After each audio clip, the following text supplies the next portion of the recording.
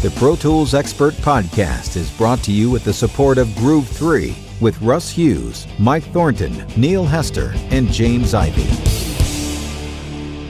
Well, good evening and welcome to Pro Tools Expert Podcast 110. It's the 31st of March 2014. I'm Russ Hughes. I'm Mike Thornton. I'm Neil Hester.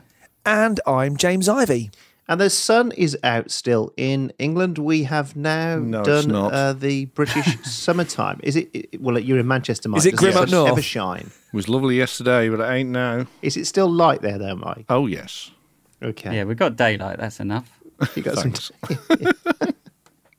Anyway, we're on British summertime, so we're an hour earlier tonight, sort of. But we're not, if you know what I mean. As far as anyway, we're concerned. Enough rambling. Competitions. Current prize draws can be found on the win page. The current prize draw is the Hotkey Matrix dedicated shortcut control surface for Pro Tools from DNA Music Labs. You're a lover of that, Mike. Have you managed to get him to let you keep it, Mike? It's still here. Oh, you mean you haven't spoken to him? Let sleeping dogs lie. No, it's still here. Ignoring the phone calls. Yeah. What yes, Hotkey Matrix? I'm keeping it. Yeah. What blog? I am keeping it. What Pro Tools system? Anyway, the winner of the BFD3 competition was Brent Pashk, who's a guitarist. He runs a native Thunderbot HD. You can see the story on the site of him in his cool studio. So on April the 1st, what's the deal situation, Mike? Okay, brand new raft of deals. We will have finished, by the time you listen to this podcast, we'll have finished a set of deals. So we've still got the new version of Pentio Surround, version 4, for surround upmixing from stereo. So if you're in post and you need really good upmixing, check that one out. And then we've got 3 brand new deals starting today. And the first one is from Looploft, and it's the Omar Hakim drums. Now, we've had a number of stories about Omar. We've had a very interesting video from our friends at Sonox about how he uses Pro Tools and Sonox plugins. And then he was part of a team that Looploft put together. They're all-stars. We posted that video today. Very interesting live session. And you now have the possibility of having Omar playing on your tracks. And the package that we have includes some exclusive Pro Tools sessions. You can't get Pro Tools sessions for this bundle anywhere else except us. And you can get the Omar Hakim drums from Looploft for £32. That's 33. Before you go rushing on, I saw Omar Hakim with Sting on the Dream of the Blue Turtles tour when Sting first went solo after the Police. He is just an awesome drummer. Yeah. I remember he was playing this lick and he was playing away and he had a China symbol behind his right shoulder. And he was, I'd have to, it probably isn't going to come across very well audibly, but he was playing away on this riff and suddenly he just reached his arm behind his neck and whacked this China without even looking at it. Yeah. He's just a genius drummer. That was with Kenny Kirkland on keyboards and Branford Marsalis on sax. That was a rocking band if ever you saw one. Definitely. But he's a great drummer. Yeah. So we've got you've got those just started today, and then we've got the awesome Mag EQ4 from our friends at Plugin Alliance. That's a coup. It was People's Choice of the Year for 2013. Russ loves it, which is an understatement, and you can now buy it. Now this deal is slightly different to our normal deals. You need to effectively use the voucher code, which you'll find on our deals page, and go to the Plugin Alliance special promotion page. All the links are on the site, and put the voucher code in and you'll be able to get Mag EQ4 for 35% off at $149. So that one you buy direct through Plugin Alliance with our exclusive voucher code. And then finally we've got Sound Radix Auto Align plugin. Again, this is a plugin that we really liked when we first saw it. Russ has done a great video showing how you can time align different tracks and get rid of all the phasiness problems. And so that's now available at 33% off for just £59. You buy that the normal way through our deals page. Nice deals this month. Yeah. Very nice. Yeah. Okay. Talking points this week. 5 Mac OS X tricks for people using Mac for audio from Julian. Excellent. Got a lot of positive response. That did the rounds on the internet. I saw that everywhere.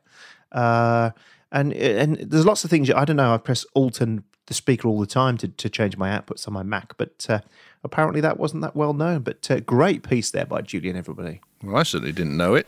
I didn't. Great. I mean, it's just loads of things that I don't think there's hardly any of those that I knew. Again, it's one of those things that we really like. It's all the stuff that we do it day in, day out, a certain way. Someone comes along and shows you another way of doing something, and you go, "Ooh, I like that," and then you're doing it. It's great. Yeah, good stuff. Neil, is there a kind of is there a Windows version of this kind of stuff?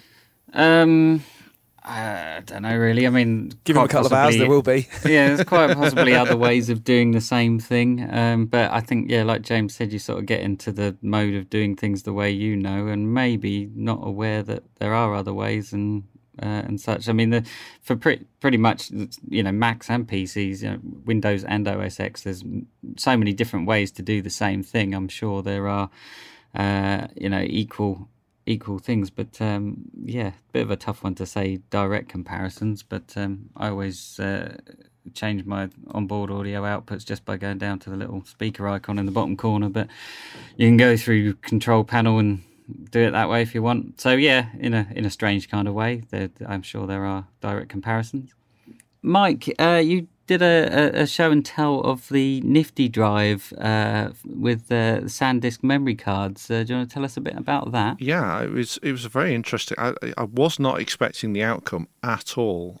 So Nifty Drive is a little adapter, effectively, which enables you to plug micro SD cards into the adapter, and it's the only adapter that will mount flush to the side of your MacBook. And so I then ordered up a range of different SanDisk cards, and as I say in the video, always make sure that you buy your SanDisk cards from a reliable source, because there are a lot of cheap copies out there that will not perform as they should do.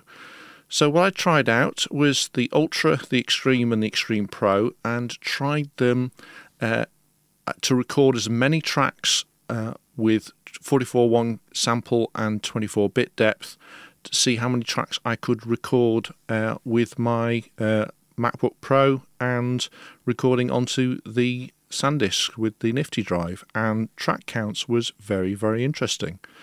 We got 40 tracks on the Ultra, and it was 60 odd on the next one up, the Extreme, but the 95 one, the Extreme Pro, didn't actually get that many more tracks, and I'm not quite sure why. I suspect there's a headroom issue somewhere else. I don't know whether, Neil, you've got any thoughts as to what that might be, because effectively the great thing about the card is it's going straight onto the PCI bus. You're bypassing all the FireWire and all the rest of it.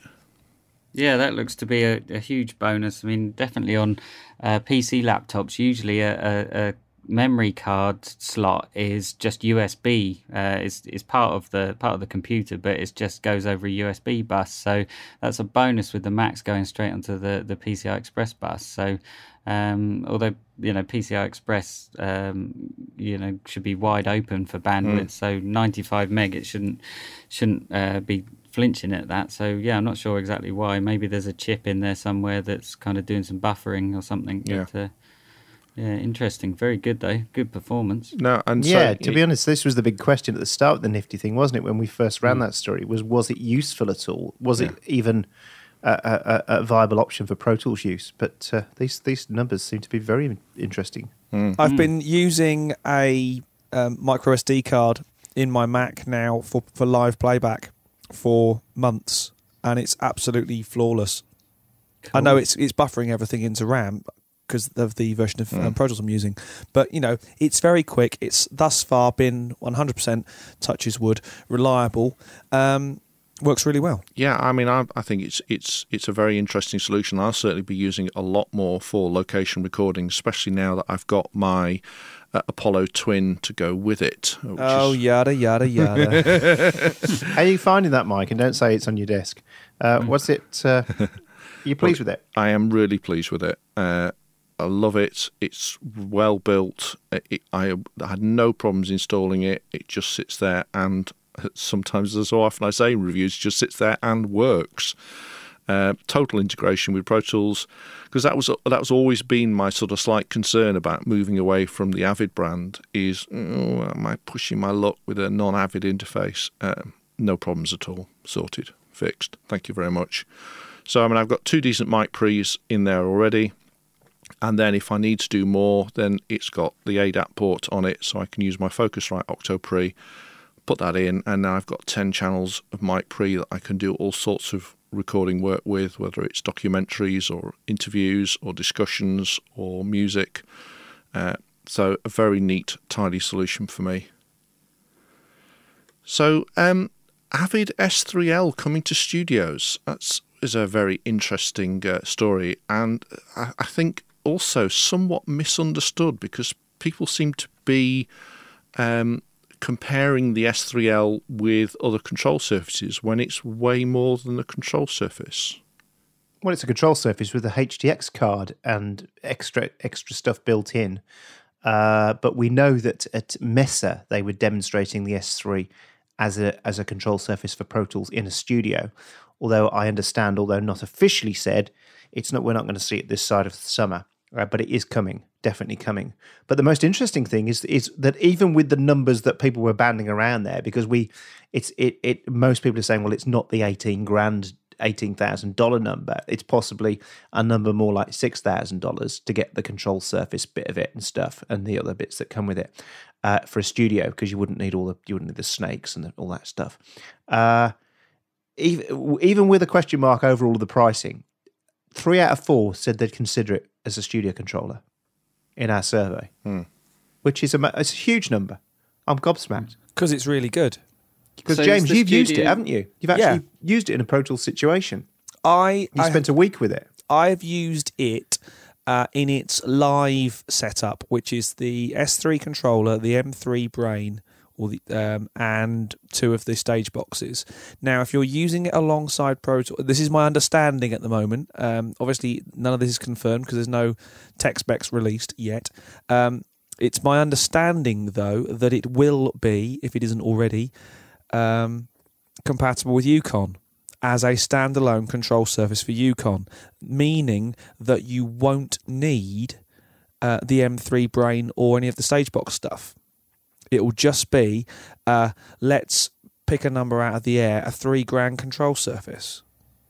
Right, so that's a very different thing, though, from having HDX inside it as well. Yes, so very different. Are you saying, I mean, when Russ started talking, it sounded as if it would include an HDX card. No, sorry, what I meant, Neil, was the $18,000 includes a HDX system. Right, because that's part of what so it the ships studio with the version will be just a control surface, no HDX included. It is my understanding that the studio control surface, which is the S3 controller, the thing that looks like a mixer, will be a Yukonized platform. I mean, that makes sense anyway. And that's what we really need.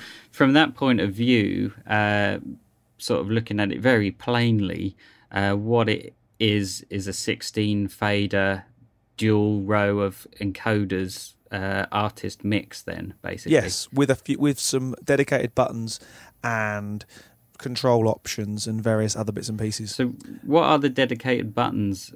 Because there's no transport on there, is there? There's no jog shuttle. There's no jog shuttle, but you can access transport. Again, this is pulling on my memory a little bit because it was Plaza last year I was playing with it. And obviously at that point there was no Yukon integration, so it was all a bit hearsay at the time. But I'm under the impression that you can configure the buttons to do pretty much whatever you want them to do.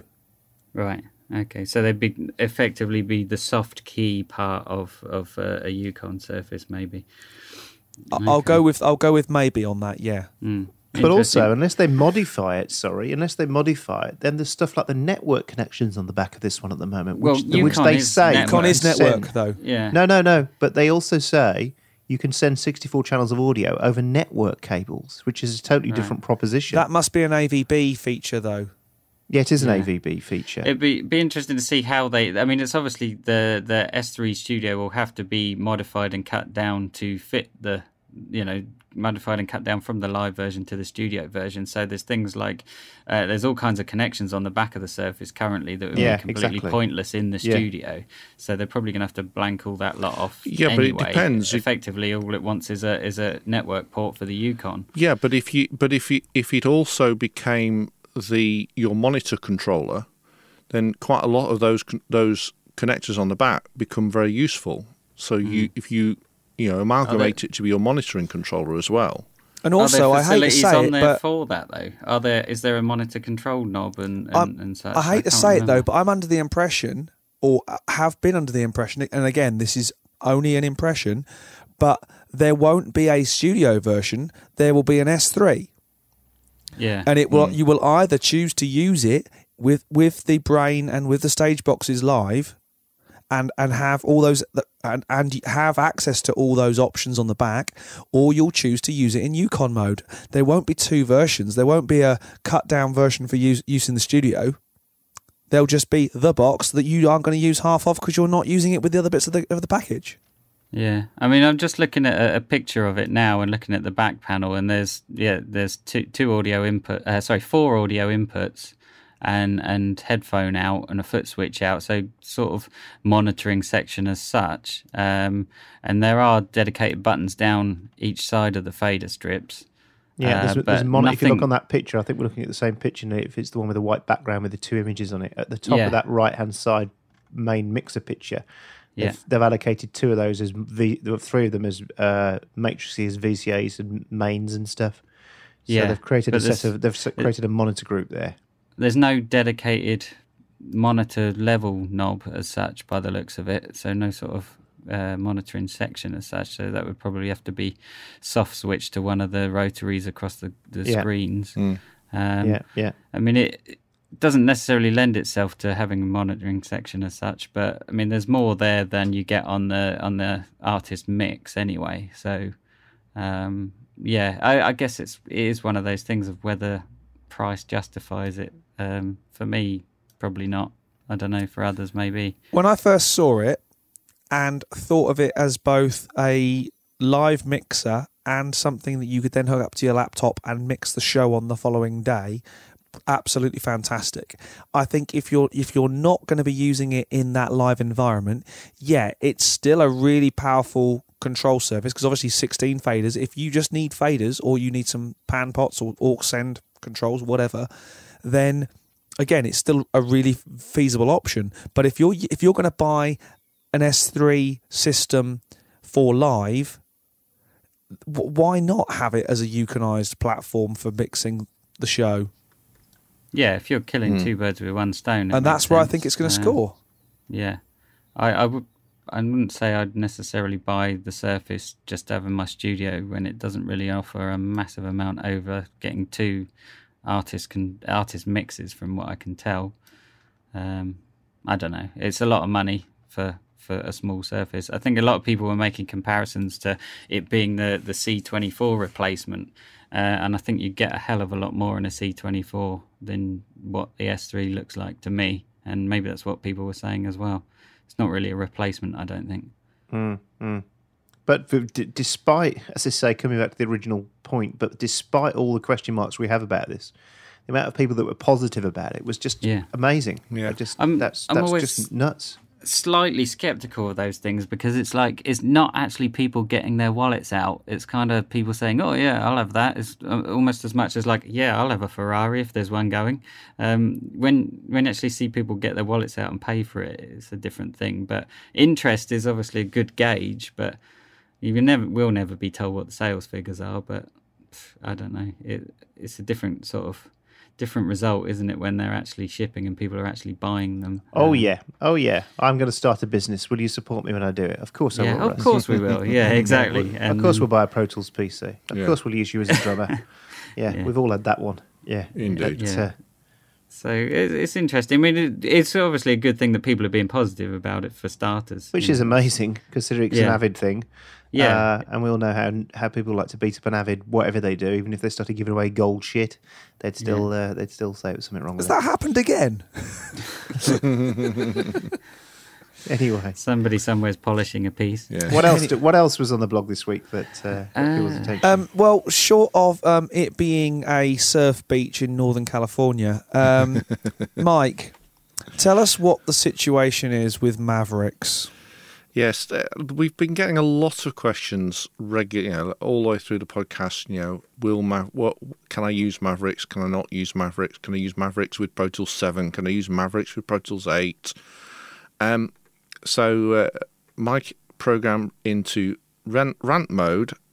Basically, the first thing I want to say is consider your version of your Pro Tools as a matched pair with the version of your operating system.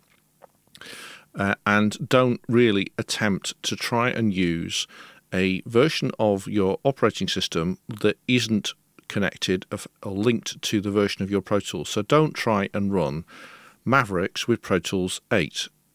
It might work, but it almost certainly is going to have major problems. And the number of questions we get about people saying, can I run this version of Pro Tools with this version of operating system? So the long and the short of it with regard to Mavericks is basically it's Pro Tools 11 and preferably 11.1.2 with Mavericks. The co-installer is not supported with Mavericks. And although some people have said I'm getting 10.3.8 working with Mavericks, Avid really, it's very clear from their compatibility charts that it is not recommended. And for me, I would always, with this sort of thing, I would always tend to stick with what Avid recommend, because that way, if you've got a problem, then you can go back to Avid and say, I'm using the recommended systems, I'm using the qualified operating system, I'm using the right computer, and it's still not working. Whereas as soon as you say, well, I'm not using the right operating system, Apple, that was a Freudian slip. Avid will say, well, use the correct system and then we'll talk to you. Here's my point about Mavericks, though. It's not even Pro Tools that's pissing me off about Mavericks now. It's that it's screwed up my mail. Yeah. It's just a shit OS. I'm sorry. It's just absolutely... What was that terrible Windows release, Neil, years ago? Don't Every other Windows release. No, there was a really bad one. Somebody's going to... Vista. You're probably saying Vista, yeah. Vista. I think Vista was the one, wasn't it? That was just a bomb. And I feel like that with Mavericks. It's just like... It's not now even about Pro Tools anymore. It's just I just don't want it to break the rest of my world. My Mac. Yeah. It's just shit. It's just utter shit. I'm going to say it again. It's crap. It's shit. We've got some beeps in there. I don't care. It's just utter. It's the worst. It's terrible. It's like a big bloody iPhone now. I think the ruling on these things is if the version of the operating system was around when they were developing that version of the program, there's a fair chance that it will work. Yes. If they'd moved on to the next version of the program when the new operating system came along, like anyone's going to go back and tweak to make it work with the next one. It's just not going to happen. It's not economically viable. No, I mean, we get questions from people saying, will Avid update Pro Tools 10.3 whatever to run with Mavericks? No, they're not going to do it. They've moved on. Pro Tools 11 is the current product. It's not going to happen. In a nutshell, you can basically just, whatever version of Pro Tools it is you're expecting to run, go and look at the compatibility pages for that version, and that will tell you what was around at the time. Don't go to the operating system version and expect there to be compatibility for Pro Tools 5 on there, because it's not going to happen. No. And again, some people find it hard to find the Avid compatibility chart, so there are links in that story which will take you to the starters, whether you're looking for Windows or Mac, and then you can work your way back through those, because they do go back through the earlier versions of Pro Tools. And before anybody says, "Oh, they haven't supported me, they're not supporting XYZ, they're leaving us behind," that's what companies do. They move on, and we either choose to keep up and hence have to make some financial investment, or we choose to stick on a system that that's working. I'm in the process of talking to a couple of guys at the moment about some studio upgrades, And the first thing I asked them was, what do you need to do that you can't do right now? Because if you can do everything you need to do, let's leave it alone. Which is doing myself out of some consultancy work, I know. But if they need to be able to record 150 tracks and they can only record 12, there's a fairly good case for upgrading. If they don't need to do anything, they just want the latest thing, that's pointless. Yeah. Rant over. Along with Mike's post about Mavericks, if you go to our support tools page on the website, if you scroll further down the page to some of the older stories, there are stories of one of them's will Pro Tools work on my computer, so that will give you a link to basically what the compatibility and recommended systems are for versions of Pro Tools. And that's on the FAQ page as well. Yeah, and there's also one called "What's the latest version of Pro Tools?" that will always tell you what's up to date, etc. Yeah. So there's plenty more on the support tools pages than boring stuff. There is stuff to keep you up to date. So always check there if you're not sure or can't find what needs to be the recommended version of whatever. Indeed. But this fanboy is slowly becoming less of a fan, because it really is becoming far more consumer every time they do something at Apple. Yes. And I have to say, and Mike's going to shoot me this because I know he's buddies with Sonic, but that Sonic thing looks like an air hand dryer to me. Not a solution or a cache point or both. It's just utter shite. Why would you do that? Why don't you just buy a Pro Tools PC instead, which my mate Dave, who is a diehard Apple guy, has just put into his brand new studio build, and he's loving it, isn't he, Neil? I hope so. Yeah. I hope no news is good news. I haven't heard from him from last week. Do you talk to people after they buy stuff from We you? do, yeah. I mean, I haven't spoken to him since last week. Because it's working. Exactly. Usually that is a good sign. Yeah, usually that's a good sign. I'm sure, and we always say to everybody, let us know if you have any problems or whatever. So yeah, it's quiet on that front. So I hope he's enjoying it. I think another buddy of ours has just got his greasy mitts on one. Neil could probably tell if Sonny's has arrived yet. Yeah. I think he's just taken delivery and is messing around with it right now, gushing at the same time, I think. So, yeah. So, to be honest, if you want to make a video to sell your products, get Sonny to do it. He's just Gush City. He's I think awesome. I will, yeah. He's an utter fan. If you make him a fan, and you won't need to. You'll never have a problem selling him. Russ, you did a very interesting video tutorial about taking a brass performance from good to great. Tell us a bit more about that. Well, I just had this brass performance, and I just thought I'd show some techniques that people could use. And I shouldn't read comments. I told people not to read them themselves, and then I'll go and do it myself. But people then go, "Oh, why would you do all of that?" It wasn't the point. I wasn't saying do all of this to the brass. I was saying there's 3 areas you can look at. There's tuning, there's timing, and there's augmentation as well, where you could add stuff underneath, and that's done a lot. You can hear guitar parts that have synths put under them, and people don't even realise they're there and stuff like that. But yeah, it was just a video, and it seems to be it's got lots of thumbs up on YouTube, whatever that means. But yeah, it was just a part I was mixing last week, and then somebody said to me, "Well, you should have just got better brass players." Well, I'm mixing it. I can't go and rent a brass section now as the mix guy.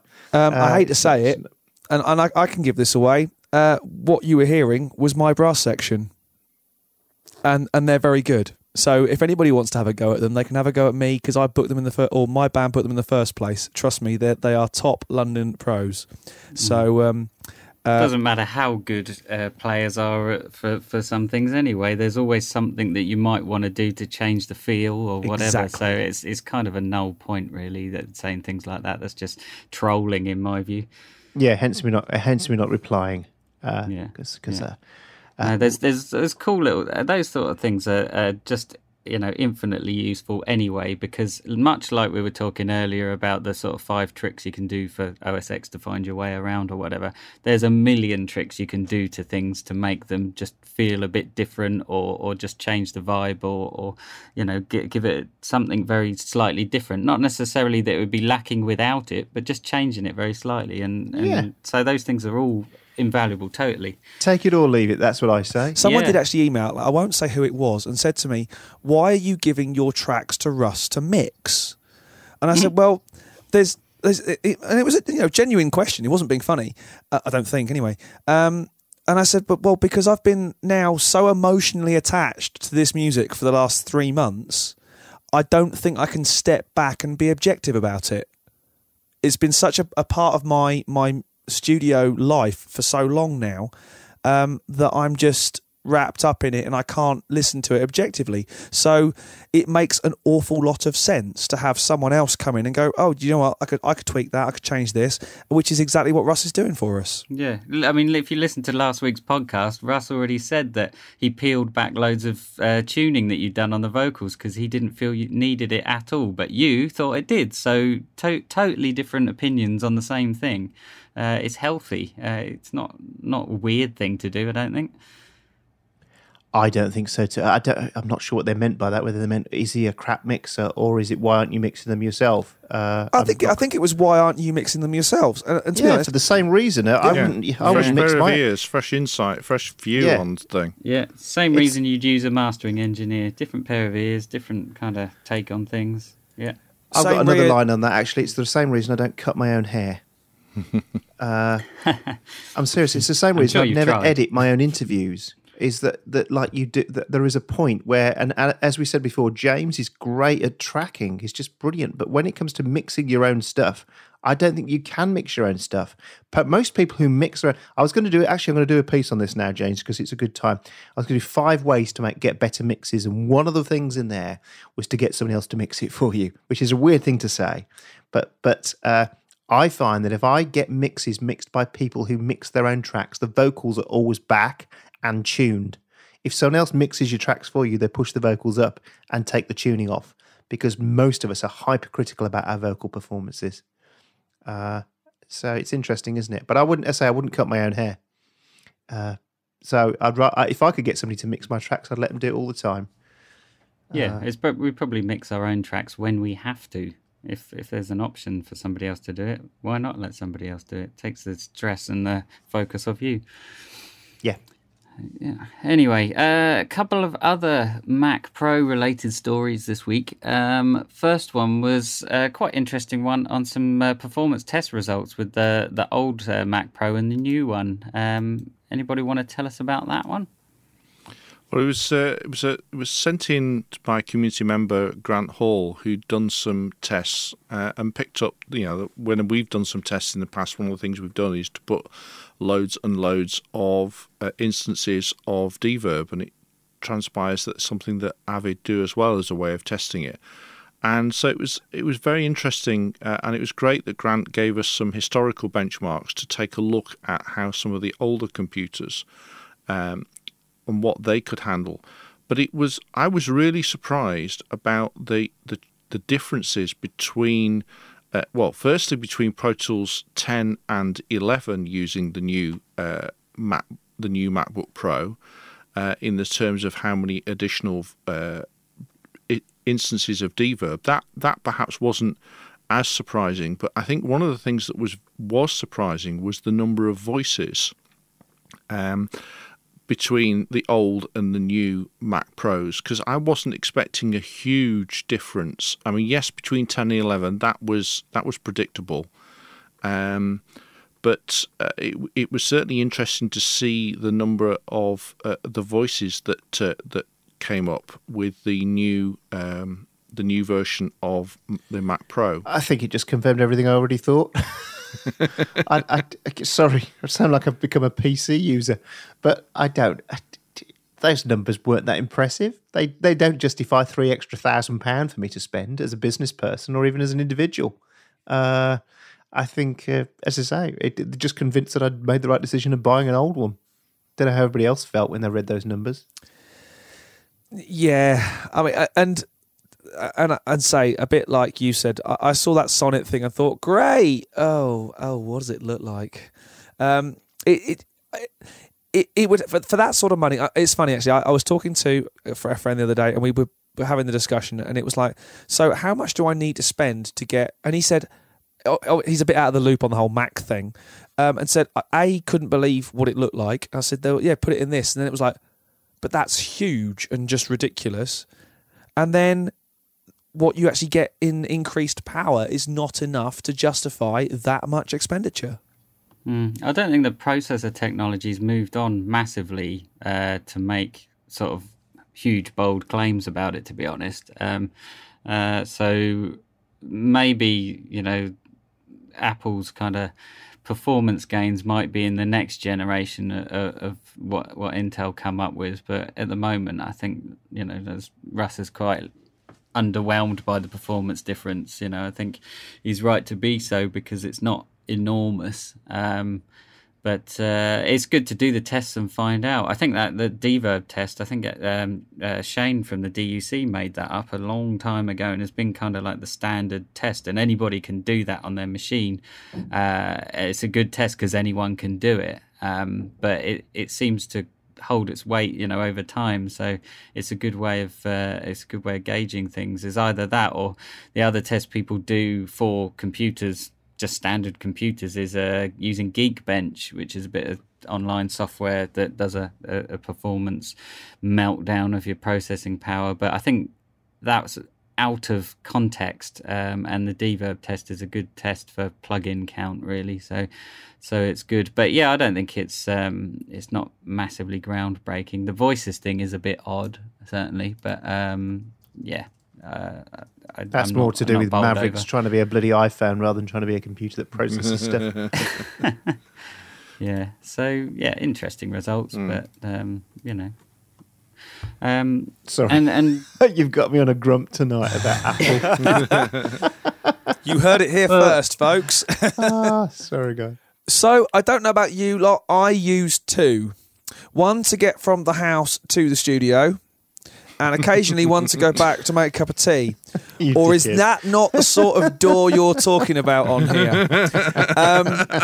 You know what? That phrase, door, D-A-W, has annoyed the crap out of me for years. Oh, here we go. I hate it. No, but it's just given me a good opportunity to say it because I hate that phrase. But yes, James, move along. How many digital audio workstations do you use? One. I know we've seen a couple appear recently, and I discovered one not so long ago, the Harrison DAW thing that looks actually quite interesting. But I have to admit, and I'll open the bidding with this one, since I moved to Pro Tools from Digital Performer, I've not used anything else. If it ain't broke, don't fix it. And I know you can't say that very often about an Avid product, but hey, discuss. I'm a one-door guy. You're a one-door woman. Yeah. For me, it's DAWs anyway. It's not a door. It's DAW. I'm with Neil on this. I think it's such a stupid expression, but it's like GUI as far as I'm concerned as well. That's a stupid expression. I say DAW and GUI. Me too. Yeah, me too. I saw somebody today on a video say this has ALPS faders. They're not ALPS faders. It's a company called Alps. Brand's called Alps. Yeah, you muppet. Yeah, yes. You've got us on the wrong night, everybody. Is it the ID10T you put in your car? Yeah. Hudder, and I'm going to get a look at the TV. Look at the turf, yeah. Look at the turf. Anyway, but the response was quite interesting. 40% of people use more than one DAW. 30% said they just use one. I'm one of those people. I dabble with other stuff, but I don't really.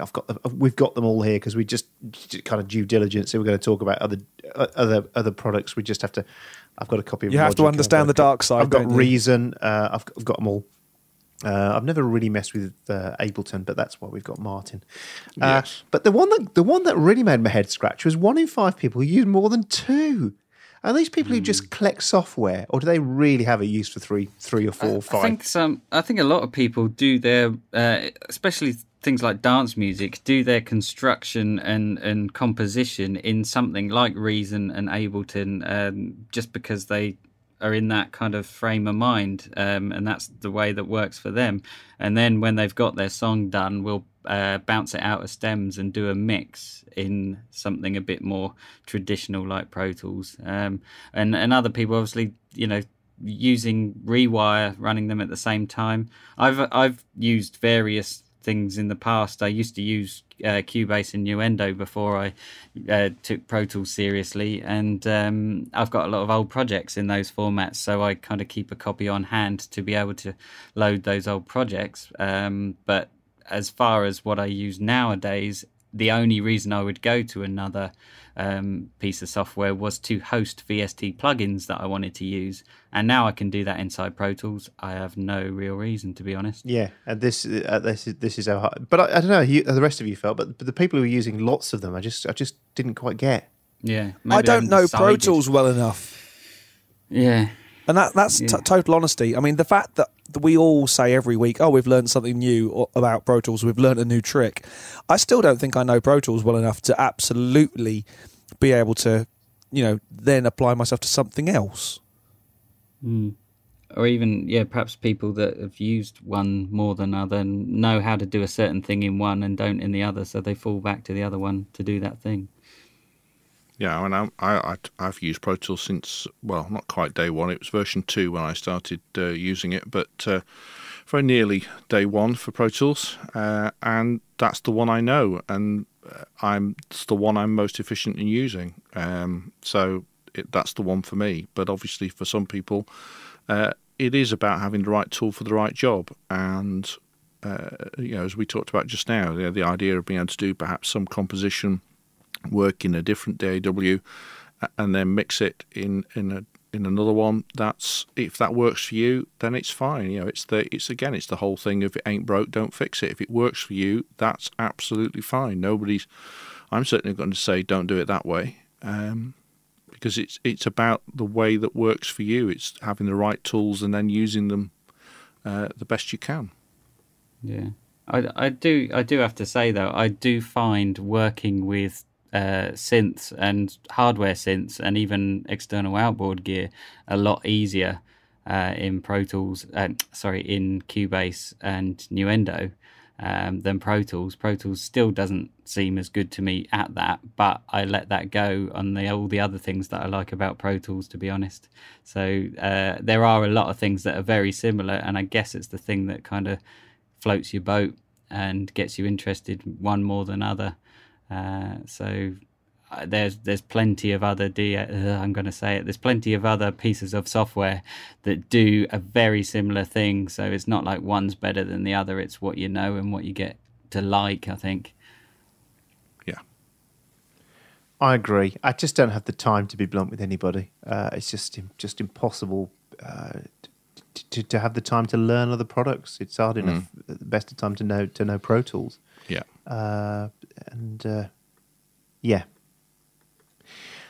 Mike, sorry, Misanthropic Night continues. Indeed. The continuing saga of Pro Tools 11 and Avid Video Engine Performance. Now, several people like you and the two Mikes, the other two, Michael Wabro and Mike Ayton, have all got the bit between their teeth about this, haven't they?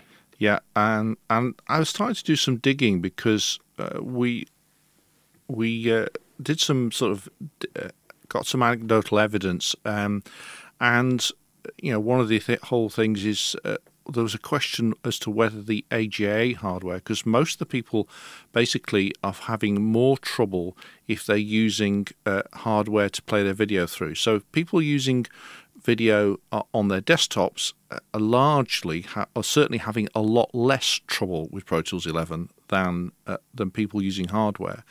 And there is some question as to whether the AGA hardware it may be better than the Blackmagic hardware. And Mike Ayton is going to take a look at that for us because he has Pro Tools PC and he's running a Blackmagic card.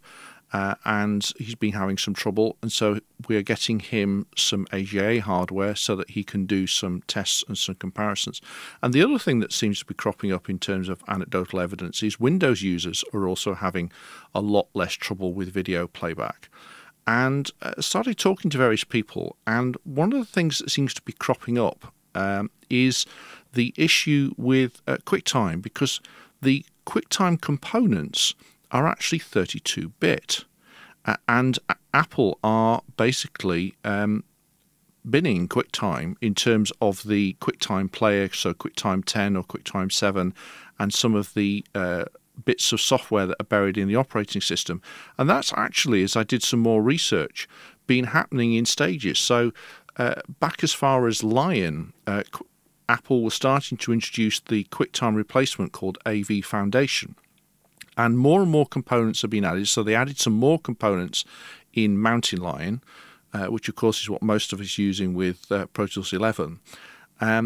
But there's QuickTime is still there. And again, that sometimes throws up one of the problems with codecs, because if you haven't got QuickTime 7 installed, you may well have trouble, because it's QuickTime 7 that does some of the old legacy work.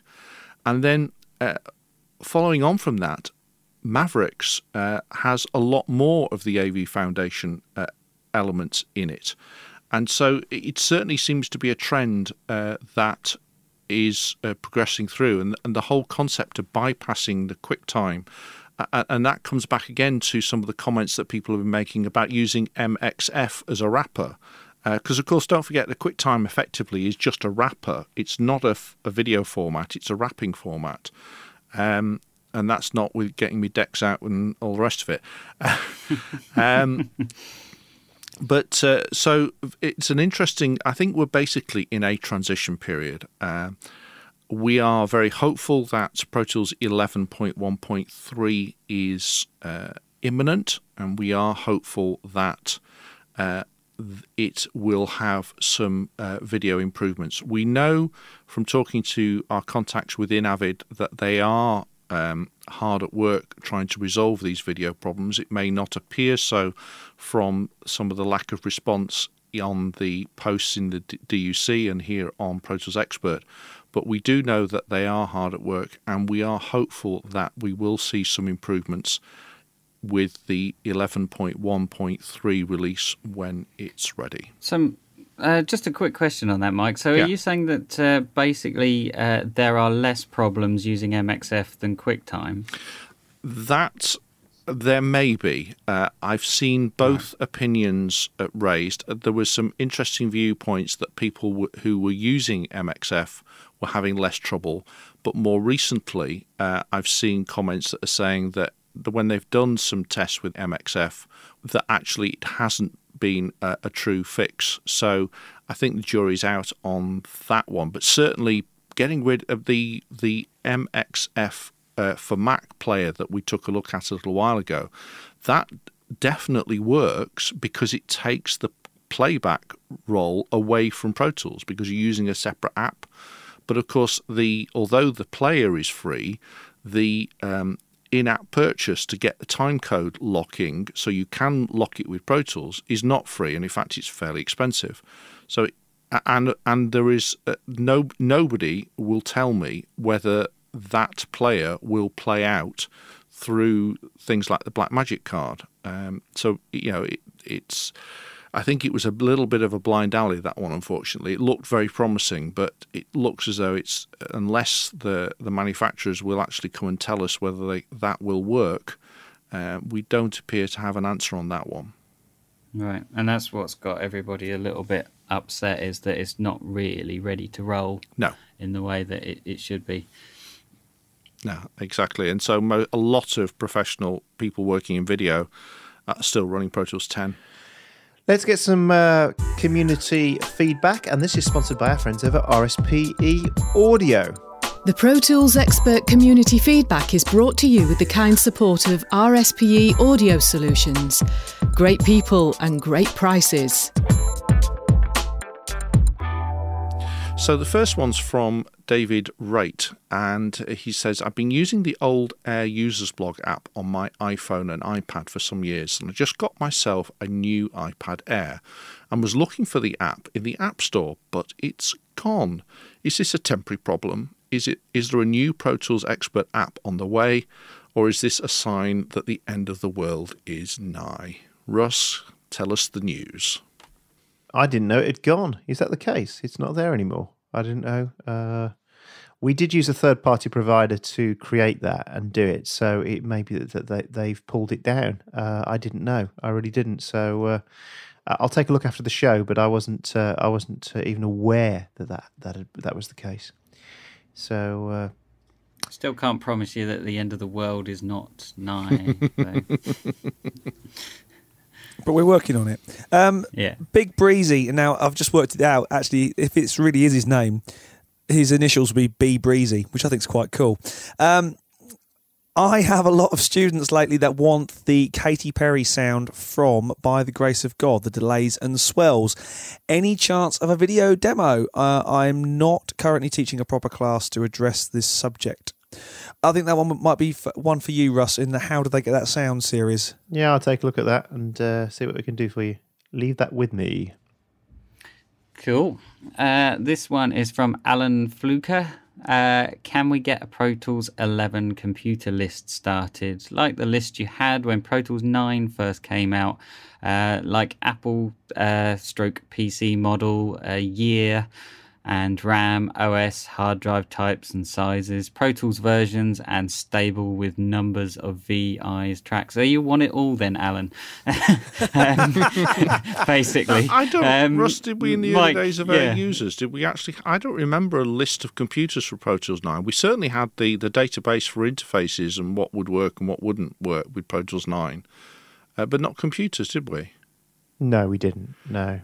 So, Alan, the Avid obviously has the compatibility charts, and life is a little easier for Apple users than it is for Windows users because there's usually only a small number of machines which are approved. But Neil, there are lots of resources and threads, for instance, on the DUC about which PCs will work well with the Windows which PCs will work well with Pro Tools. But of course, I mean, I think I'll say it for you. I think the best answer, of course, is to get the only PC designed for Pro Tools. But failing that, there are lots of resources out there, aren't there? Yeah, there's loads of self-build threads, and people that want to build their own. There's a lot of people talking to each other. The Duck is a great place to look at that, actually. And there's plenty of very helpful people there. If you don't want to build your own, come and see us. We basically are self-certifying our machines, so if there's a problem, come and speak to us. We'll sort it out.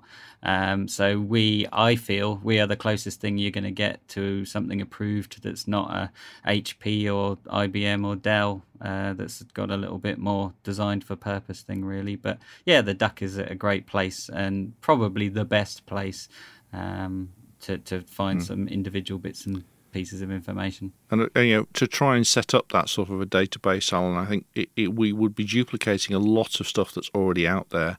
And to be frank with you, the amount of work to keep that sort of database bang up to date, we're much better, as we do with the support tools pages and with the FAQ pages, is to refer you to the resources where this information is already. Yeah, we would only be going on other people's recommendations, really, as far as things like PC hardware. And, that's why the PCs that I build, we specialise in one menu and make sure that works well. If we were to go and test hundreds and hundreds of different boards, we haven't got the finances for that. I don't think anyone has. So it's only a case of users talking to each other that's going to get you any kind of a list. And that's available on the DUC already. Exactly. Can I just say as well, because you just did it, Neil, I'm equally unimpressed by the term duck. Do you know what? I was so close behind you as well. That went through my mind, but the only reason I said duck, I usually say DUC, the only reason I said duck is because I just thought of that little picture of a duck at the top of the webpage. Yes. It is a little picture of a duck. So and why the hell is it still called the Duck? Because I don't know. Because we all call it the Duck. It's the Avid Audio Forum, but none of us call it that. I call it the DUC most of the time, but I just got kind of railroaded into that in my own brain, I'm afraid. No explanation, I'm afraid. That was funny. Glenn Skinner, I'm upgraded from TDM to AX. I'm 100% legal. Oh, this is interesting. This could end the show tonight, but we'll see where we go. I'm upgraded from TDM to AX. I'm 100% legal on all my plugins. So I'm going through the painful process of either getting new versions, some like Slate, Massey, are amazing and charge either nothing or a tiny service charge. Waves, however, want to charge me $240 to downgrade from TDM Gold, original price about $800, to Native Gold, original price in RTAS about $400. This has to stop because while I remain legal, no one in their right mind would invest in such a company and instead will probably get bad cracks from dodgy websites that will crash their sessions. We're not test dummies ready to be thrown through the window every time a new OS is developed. We paid for these already. Waves need to massively rethink their strategy. Your customers are your future, not your prisoners chained up from the past. Guys, this is a kind of talking point almost, but it's come up in community feedback. Let's just roll with it for a minute. What do people feel about this? Well, I mean, I think that looking at his issue, I mean, there are 2 points here. Firstly, if he's having to pay $240 to downgrade, we'll just park the downgrade bit for a moment. That, to me, says that he hasn't been keeping his whoop or downgrading and kipping. Yeah, his Waves upgrade plan up to date. Basically, if you keep your Waves upgrade plan up to date, then you have no problem because you would have got the current 64-bit versions of all the Wave plugins that you own, and all would be fine. Now, you may disagree with the business model that Waves run with their Waves update plan scheme, but it has been running for a good number of years, so that's really not a surprise. I mean, the other issue is, of course, was the issue that I went through.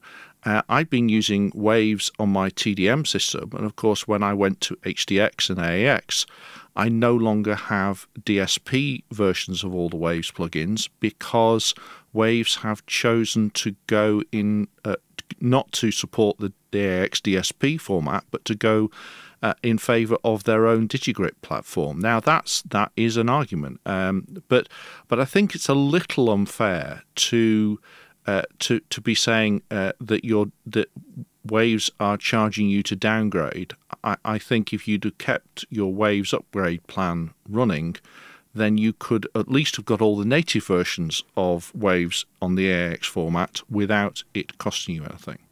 Yeah, if you're up to date, then you have access to version 9 basically, and version 9 TDM will present you with version 9 AAX native format for your system, whether you've got TDM installed or not. So it does sound like you've not kept your WAP up to date, and the $240 will be your Waves update price. Basically, it's not charging you to downgrade. They're charging you what you are due to keep your current plugins up to date. TDM versions will present AAX native versions and will work. So yeah, I think you might have got things a bit mixed up there. And to be blunt, they're massive. I'm going to be straight about this. I heard something recently. Where did I read it? It was one of those memes on Facebook. It said that it's called a music business because people are in the business of making money. And they are a business. And whilst I appreciate you've spent money in the past, I don't think it's a lot of money to future-proof your system. But you pays your money, you takes your choice. If you want to go somewhere else, then go for it. Perhaps it's not what you want to hear from us. It's not an awful lot of money when you think how many plugins are in the gold bundle as well. Yeah. To be honest, I hate to sound like. And again, Waves have bent over backwards to. I mean, in the early days of the Waves upgrade plan, there was a legitimate complaint about them fleecing people to play catch up. But they now the offers that they make you if you are out of date are very, very helpful. So you're not ending up paying loads and loads of money. You know, in fact, in some respects, there's an argument that says with the current strategy they've got is don't keep your Waves update plan bang up to date, leave it a couple of years and then update it again, because you probably won't spend quite as much money. But the issue is, if you're keeping your Pro Tools system up to date, you will need to keep your Waves up to date so that you've got the right compatible plugins. Yeah. Quick bit of maths. I mean, you've basically been being charged $240 for, and I've just had a look. Waves Gold Bundle is over 30 plugins, so $240 to keep you up to date is $8 a plugin. If there's 30, and they say there's over 30, so it's pretty cheap if you ask me. And if you keep your Waves upgrade plan bang up to date every year, it's around $100. So yeah. It's an opinion, I guess. You have one, and we do too. That's the feedback for this week. Anyway, we've got some time for a few questions, and they're sponsored by our friends over at Alchemia. Pro Tools expert questions are brought to you by Alchemia, Europe's #1 official Pro Tools training centre. Andy G, I want to zoom like Kenny. I'm referring to the way Kenny Joya uses the single zoom tool in his awesome Groove 3 videos. When Kenny is using the smart tool, he often swipes his mouse over a section he wants to work on to zoom in. Since he's accessing the single zoom mode, the mouse reverts right back to the smart tool after the zoom. In my opinion, a great workflow. He seems to do this very quickly, almost as if a single zoom is part of the smart tool. I believe Kenny uses a third-party contraption to make this happen. Contraption. He has a big machine next to him in his studio made of steel. Currently, when using the smart tool, I approximate Kenny's moves by hitting Command+1, which activates single zoom. It works okay, but the two-finger keystroke is not ideal. I'm wondering if there's a better way to achieve Kenny's workflow with a basic Pro Tools setup. Guys? Yeah, I have a feeling he actually uses a Kensington trackball. I could be wrong, and they've got assignable buttons along all the way around it, I think, and you can set up basically quick shortcuts on those buttons. So that, or using the Quick Keys bit of software, would be my 2 points. Shuttle Pro also works as well. Yeah, Content Design Shuttle Pro. Yeah, absolutely. No, that's good. And then I'm going to just send a message to Kenny actually and ask him what the plan is on this one, because that would be the best answer, wouldn't it? Yeah. I'm sending it as we speak. So there we go. Jose Omar Cardano. I think I've ruined that name. Sorry, Jose. I bought Pro Tools 11 and MBox Pro 3 with an iLock. I cannot make Pro Tools work without the MBox being connected to the computer. Do I have to connect the MBox Pro to get it to work with Pro Tools? That does not sound like Pro. That sounds like the smaller version, Mike. Yeah, it doesn't sound like 11. I think he refers to Pro Tools 11. If it's Pro Tools 11, then you don't need to have the MBox 3 attached to your computer. You can use it without the MBox. If, however, as we suspect it may be, that you're referring to Pro Tools Express, then if it's Pro Tools Express, then you have to have the MBox Pro attached to your computer as well as the iLock. MBox Pro 3 comes with a full version of 11 though, so I think... Okay, so it's more, or in which case, the answer is yes, you can use Pro Tools without the MBox. You would need to go into the playback engine menu option, and from there you'll be able to set which device Pro Tools will play out of. So if you don't tell us what type of computer you've got, but if you had a Mac computer, you can choose the built-in output and it'll play through the Mac's audio output, and you no need to have the MBox. But of course you must have the iLock plugged in. If Pro Tools can't find the iLock with the correct license for Pro Tools, then obviously Pro Tools won't run.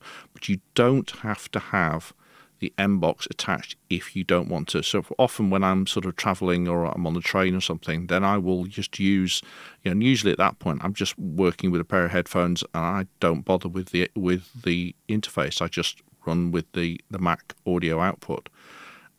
So yeah, that's an option. Presumably something similar for if he's using Windows, Neil. Yeah, if he's on a Windows PC, you will need an audio interface of some sort. It needs to be an ASIO compliant interface, ASIO. Most professional audio interfaces have ASIO drivers. If you're trying to do as Mike's described and not use an interface at all and perhaps use the built-in headphone output, you'll need to install a virtual ASIO driver, which you can get from a website. Do a Google search for ASIO for all, ASIO 4 ALL, and that is a virtual ASIO driver. So yeah, and either a ASIO interface or the ASIO virtual driver, and you'll get up and running. I think the Pro Tools Express is kind of the worst of both worlds, isn't it? Because it's iLock and hardware attached. Yeah, it's locking you down. And it's locked down number of tracks and all the rest of it. Yeah. Anyway. So next one from Andy G. He says, I pulled the trigger and purchased Machine Studio, but I've hit a roadblock. I checked out setting preferences in the Groove 3 Machine tutorial, where Russ discusses all the important audio and MIDI settings tab. When accessing the device drop-down menu, the video shows Pro Tools HD Native as an option. Now, as I'm using an iMac 10.8.5 with an Omni Thunderbolt, the problem is Machine doesn't recognize my Omni and only gives me Pro Tools Aggregate I/O or built-in as device options, not Pro Tools HD Native.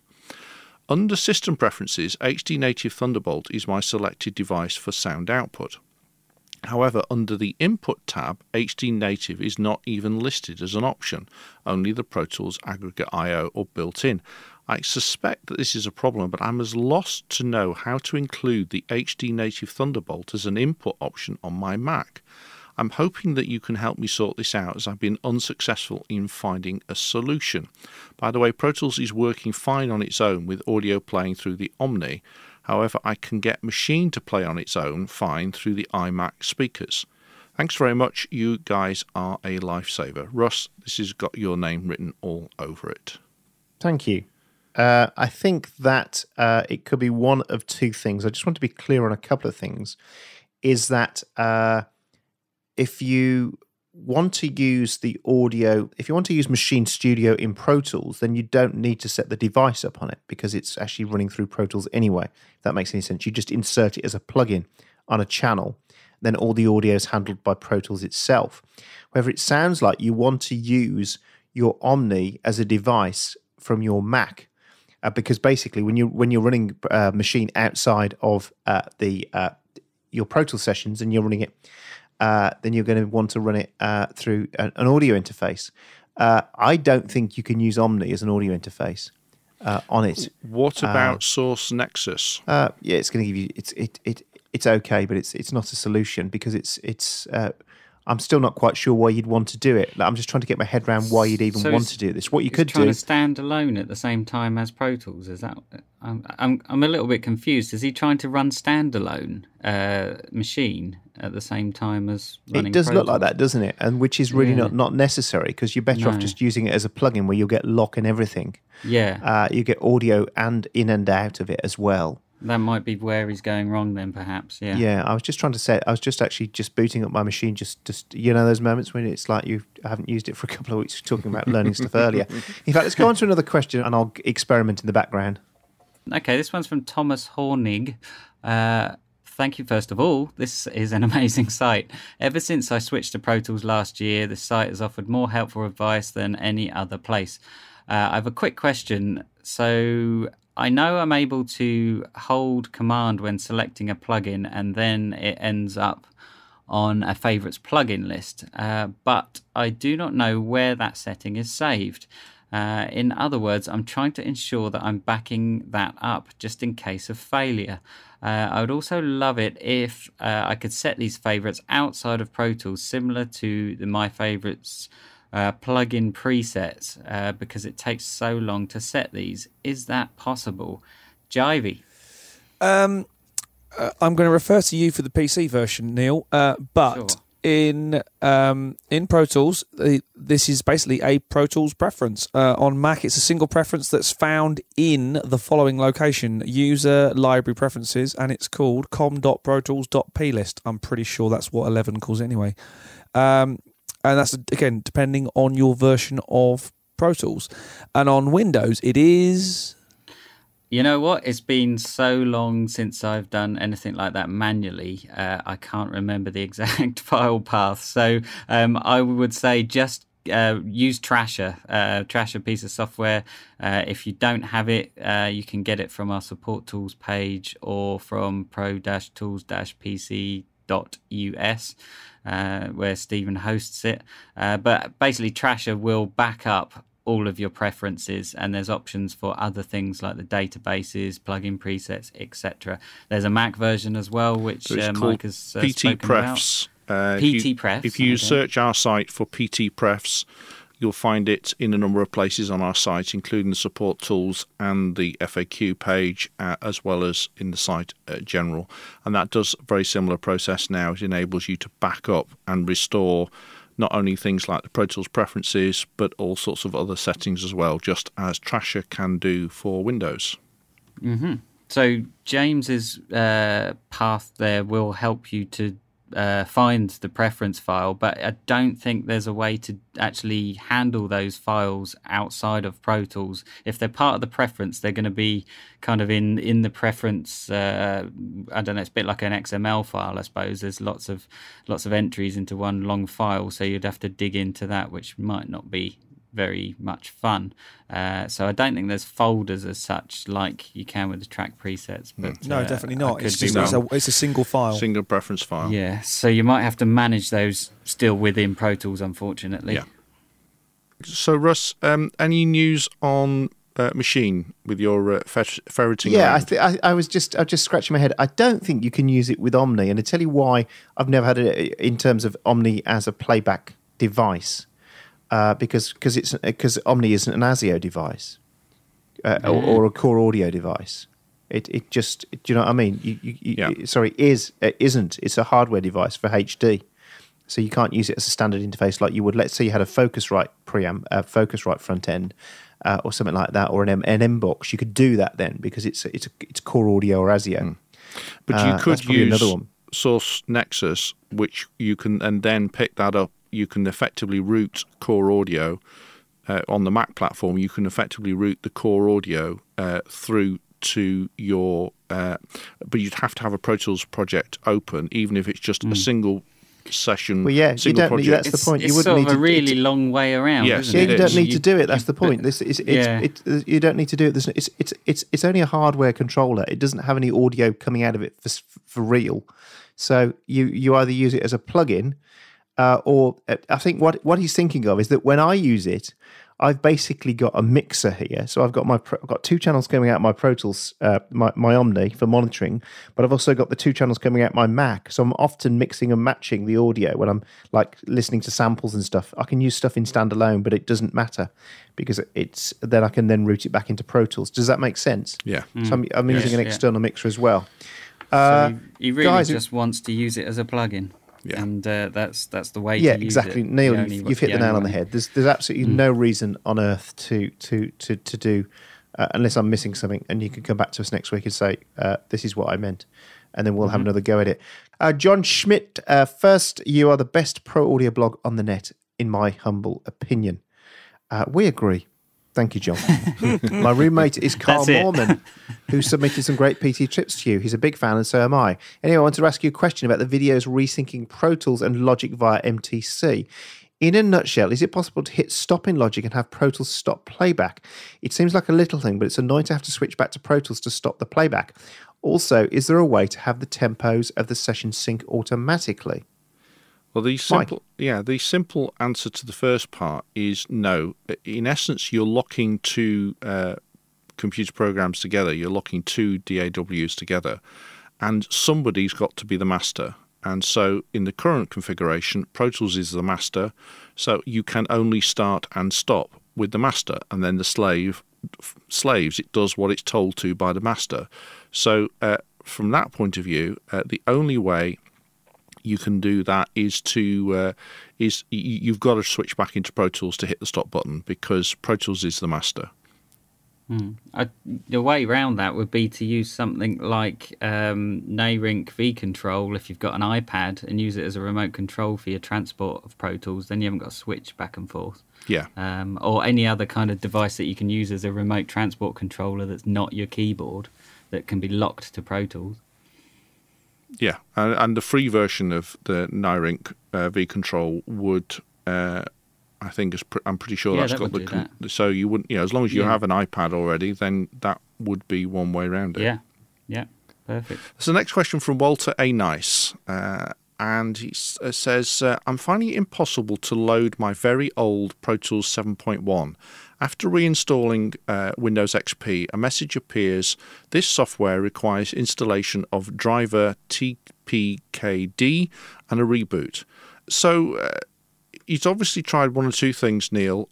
What's this TPKD driver, and what's it got to do with Pro Tools, and why is he having problems with XP?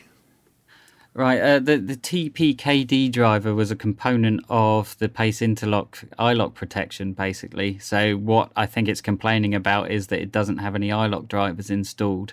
And so you can either go and download the latest iLock license manager and driver software with Pro Tools 7.1. Yeah, I believe it's backwards compatible. Yes, because it's only licensed, it's only managing the iLock, of course, isn't it? Yes, of course. Yeah, I believe it contains the right driver. If that doesn't work for you, then you could always contact iLock, and they might be able to send you an old compatible version with 7.1, or you can install an old plugin. I know that SoundToys plugins, for example, always include the driver, iLock drivers with their installers. So you could just install an old version of the plugin of around that era, and that would install the right driver. So it's basically an iLock driver it needs. So try the new one. If you can't get the new one to work, try asking iLock if they can give you an older one. Otherwise, an old plugin that includes it would be worth trying. Yeah, I think it's cool. How about this then, guys? This is a first for the show. While we've been doing other questions, we reached out to Kenny Joyer about this question, and we have an answer. So, the question we were asked was, how did he do his magic flying around Pro Tools? Well, he says he used to use a pen and a Wacom trackpad, and the pen had a button on the side of it, and it was an F5 key, and he used to press that, but he doesn't do that anymore. So he says he has to hit F5 like every other mere mortal. So that's how he did it, but he doesn't do it anymore. But isn't it great that we got such a fast response from such a hero in the industry? Good on. Thanks, Kenny. Thank you very much, Kenny. Tazra Vegas, what a great name. You should start a rap band with a name like that. It's cool. It's better than Jay-Z for a start. How can I sync my drum machines with Pro Tools 10 using USB? I'm using Boss DR880, and I'd like to use it and activate it as my click. Jivey. You should be able to link the two devices together using the glory that is MTC or MIDI timecode or MIDI clock. I don't know this particular unit well enough, but Roland, who own the Boss brand, try saying that with your teeth in, have a very good online and phone support team. So I would drop them an email. That would be my first port of call. From a Pro Tools point of view, however, it's just a case of hooking the two together via USB and setting the Roland to receive MTC from Pro Tools. I think I might be able to help with going one a bit further. Awesome. Possibly. Dive in. Depends if... I'm presuming the USB would present a kind of virtual USB, a virtual MIDI driver. But I think in the synchronization settings, there's an option for MIDI beat clock. I think it is. I might be wrong. I don't know whether Pro Tools will let me look right now. I doubt if you'll get there. It will. Neil, I was actually doing it yesterday when I was trying to fiddle with trying to get Pro Tools sync with something else. Pro Tools will pick up MTC, and it will MIDI timecode basically. Well, I was going to say there's a way of sending metronome clock out via MIDI via that MIDI beat clock. So time code's good, but if you want the actual click that you mentioned, you can send the metronome click straight out without having to do any kind of sort of faffing around. So if you can't find it, I'd look under synchronization settings, or even look in the help manual for MIDI beat clock. It's definitely there somewhere. However, it does go without saying that if you are purely using your DR880 as an audio device, as in you want to run that into Pro Tools, you'll need to take the audio jacks out of it and run it back into the audio interface you're using so you can record an audio track. It's not going to double up as an extra audio interface or anything like that. I think we're out of time. We've tried to do some extra questions tonight, so sorry for the extended show, but we just keep getting question after question after question, and we just, every week it's like painting the San Francisco Bridge. I don't think we're ever going to finish this. Anyway, it's been great to have you on the show. Forgive me for my earlier misanthropic musings about Apple and other such things, but as you know, we try and be real on the show, which includes being grumpy about stuff that doesn't quite work. Apple and Avid, please take notice. Anyway, On that bombshell, it's good night from me. It's good night from me. It's good night from me. And it's good night from me. Good night.